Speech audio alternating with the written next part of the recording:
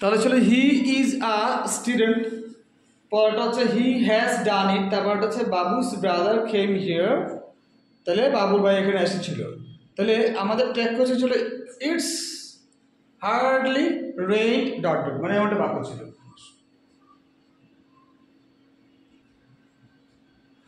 এইটার সাথে আমরা এই ট্যাগ কোয়েশ্চনে মিলাইলাম, যেমন it's hardly rained in winter, এমনটা বাক্য ছিল আর কি। আমি জাস্ট বলি তাহলে এটা কি ইট ইজ হইব নাকি হ্যাজ হইব, এটা বোঝার জন্য আমরা কি করলাম, এই যে রেইনড আছে এখানে, এটা V3, তার মানে অবশ্যই যে ইটস আছে এটা আসলে ইজ না, এটা হ্যাজ।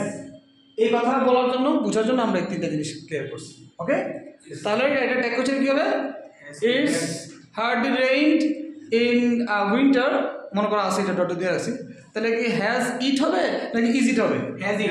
আচ্ছা, তাহলে হ্যাজন্ট ইট কেন হইল না, হার্ডলি আছে না। আমরা জেনেছি যে কিছু শব্দ থাকলে এটা ট্যাগ কোয়েশ্চেন করতে গেলে অলওয়েজ এটা অ্যাফার্মেটিভ থাকবে। যেমন শব্দগুলো কি বলো তো, হার্ডলি, নেভার, হার্ডলি, রিয়েলি, স্কেয়ারলি,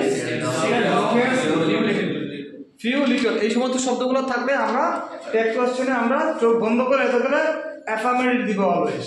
তাহলে আমরা শুধু অক্সিলারি ভার্বটা আর সাবজেক্ট এখানে যেটা আছে, ক্লিয়ার।